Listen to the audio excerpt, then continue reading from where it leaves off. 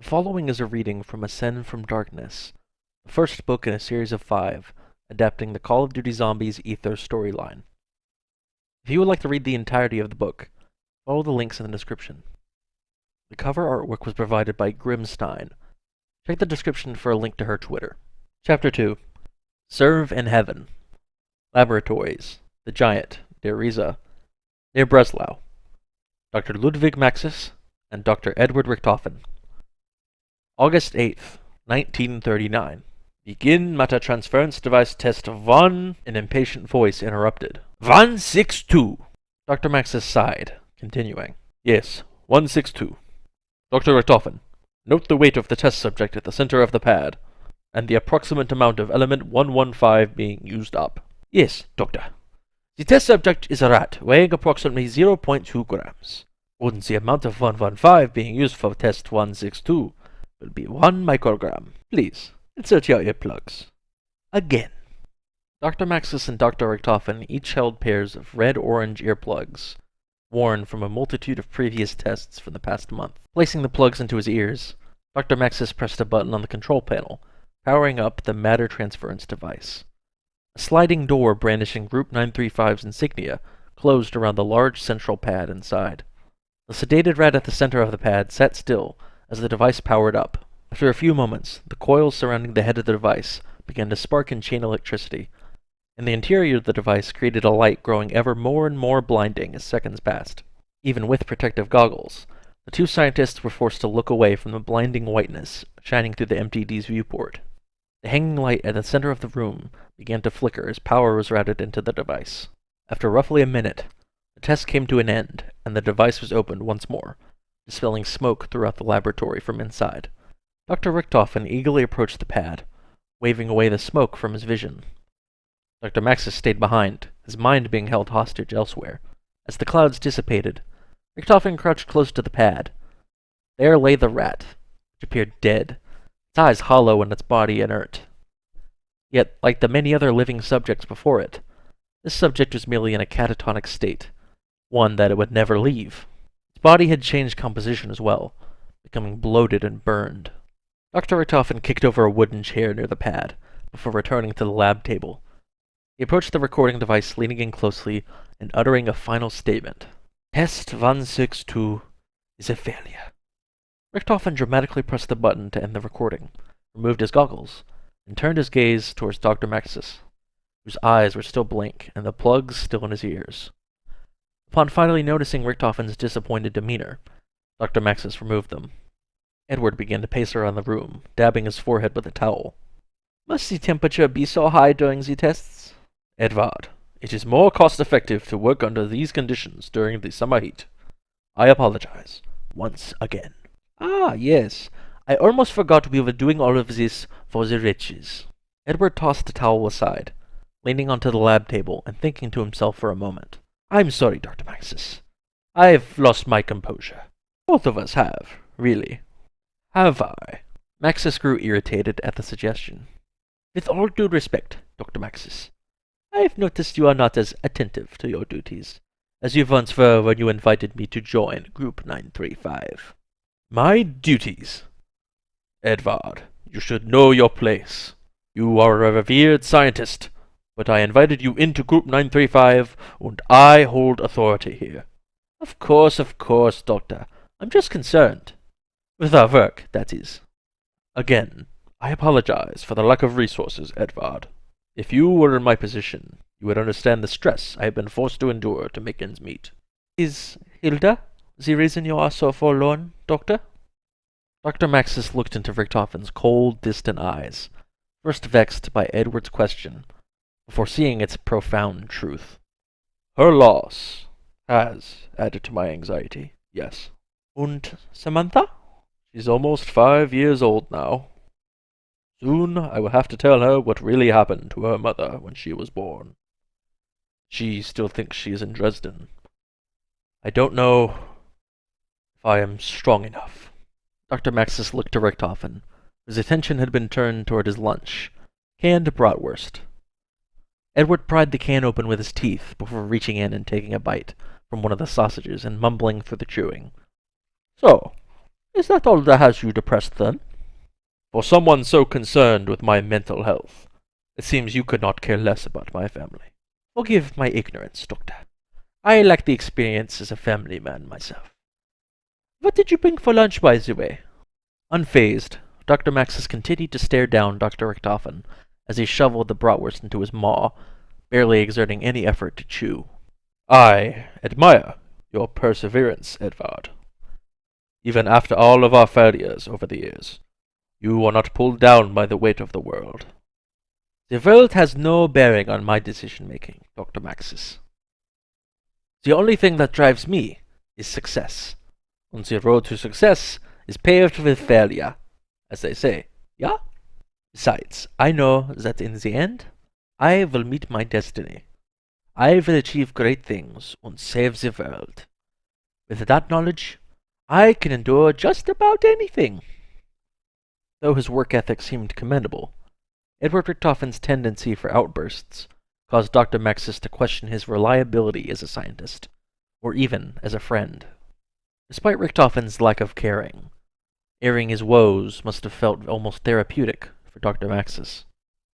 Family is not the only factor in my distress. I was foolish to once think Group 935 would lead the world of science unopposed. With Japan's discovering Element 115, I fear we will be competing in technological progress against the Army's new Division 9. The Americans have found a deposit as well, and I have no earthly idea what they are capable of. Doctor, isn't science meant to be collaborative rather than competitive? While that is true, Edvard, the issue of funding arises again and again in my administrative position. And for funding, we must set ourselves apart from our rivals. A pity. This world we live in, it is so driven by conquest and fear. With any luck, things may change in the near future.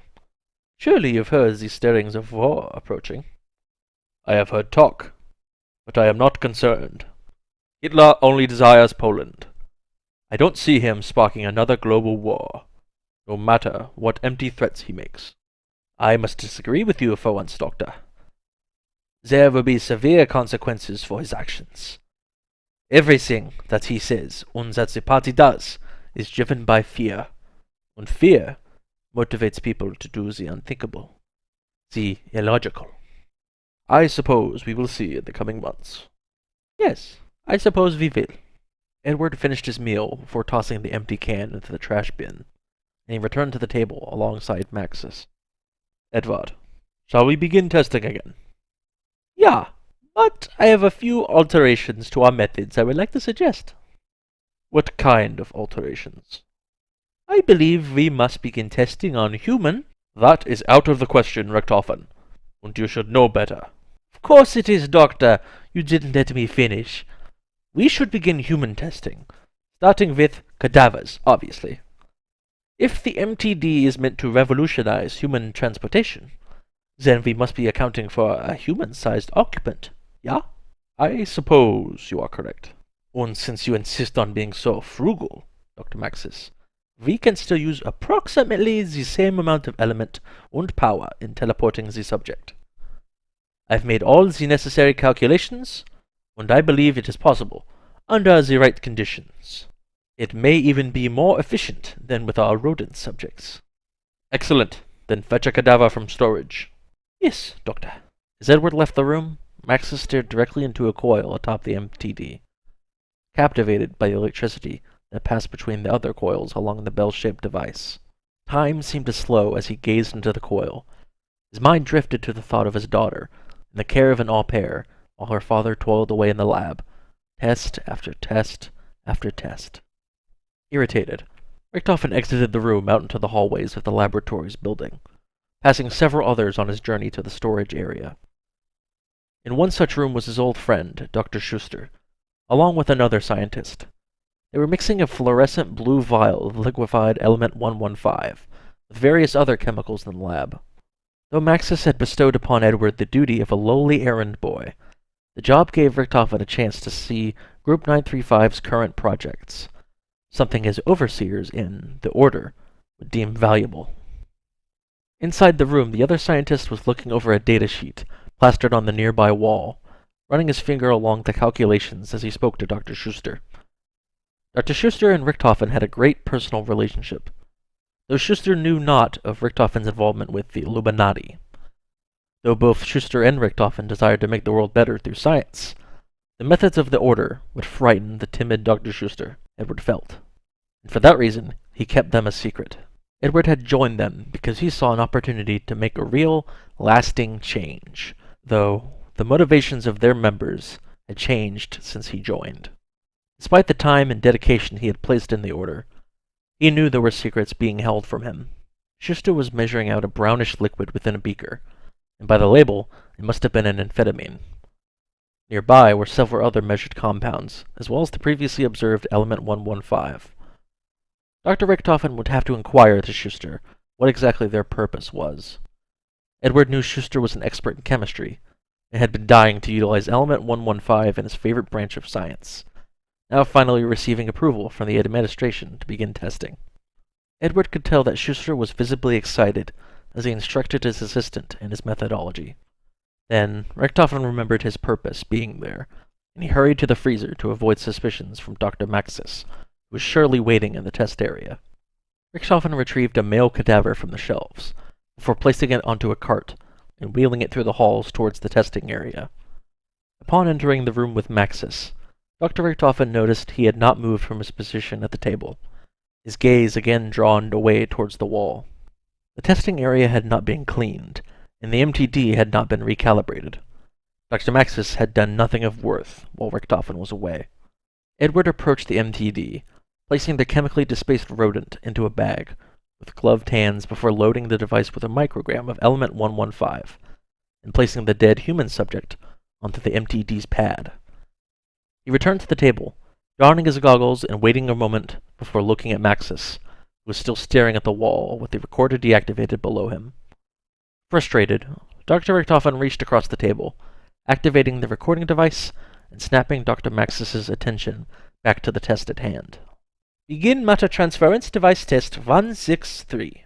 The subject is a human cadaver of approximately 72.8 kilograms, and a microgram of element 115 has been placed into the device. Dr. Maxis, please insert your earplugs. Maxis turned to face Richthofen, awakened from his comatose state, then looked back to the cadaver, now aware of his situation. Yes, we will begin the test. Now. Both men inserted their earplugs, and Dr. Maxis pulled the lever to activate the MTD once again. The door of the device sealed, and it lit up, filling the room with a blinding light and sending waves of tingling electricity into the air. Strangely, the light lasted longer than before, and the power surge was so strong the lights in the room went completely out for a few moments, before returning to normal. Through the deafening sound of the device, Maxis called out to Richthofen. You said there would not be an increase in power usage, Edvard. I believe my word choice was approximately, Doctor. Finally, the noise and the light faded as quickly as they had appeared, and the sliding door on the device reopened, releasing smoke into the room. Within the smoke was the silhouette of the cadaver, just as Edward had left it. Defeated, Richthofen tossed his goggles aside and came closer to the body. And so we failed once again. However, the body did something very peculiar for a corpse. Its fingers began to twitch. Despite its preservation by the scientists, its skin was horribly burned and lacerated by the experiment. Yet it seemed to be alive. It pulled itself up upon two legs, wobbling as it did so. For a moment its blank, rotten eyes were completely black, but soon they lit up with a bright yellow glow. As it seemed to come to life, the monster vomited a pint of blood onto the pad, before looking at each of the scientists. Richthofen stood still, frightened by the sight of the ghastly creature.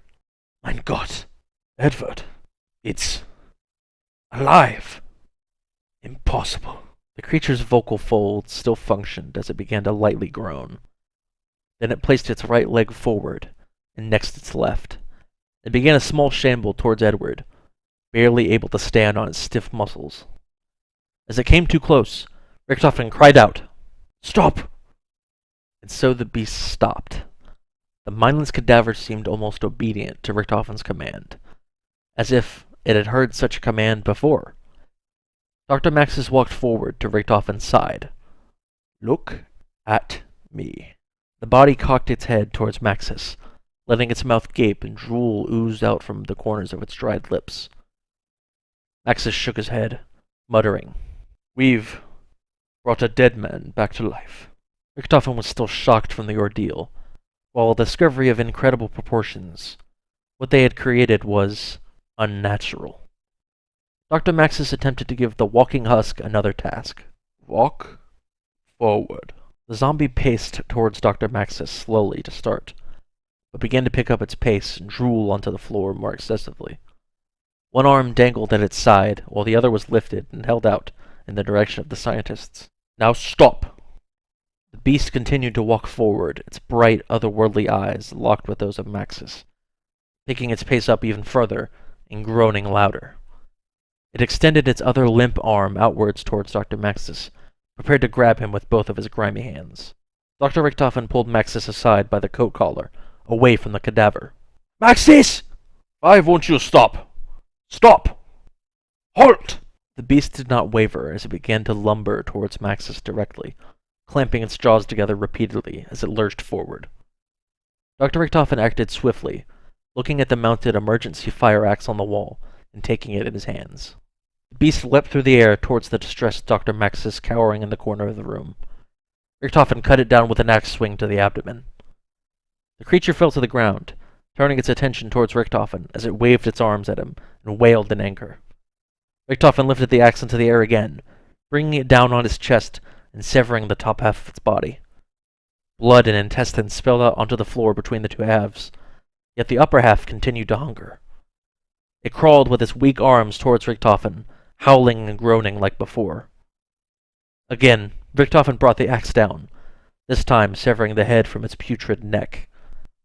The body spurted blood at the jugular, and the arms trembled before finally laying to rest, while the head continued to gnaw at the air until the light drained from its eyes. For a moment, there was only silence as Maxis recollected himself, and Richtofen questioned his very sanity. The two met eyes as Richtofen dropped the bloody axe and headed for the door. "I will inform the cleaning crew." Fearful, Dr. Maxis approached the corpse carefully on his hands and knees, afraid one of the three sections may return to life at any passing moment. Dr. Maxis questioned how a creature of such horrific design could have come into being. For a moment in the previous encounter, Maxis felt hope. The body responded to his requests, as if it were alive again. He had become God. He had the power to bring the dead back to life. The possibilities flowed through Maxis's mind, thoughts of those that could be saved from death, world leaders, soldiers, pets, loved ones. Hilda.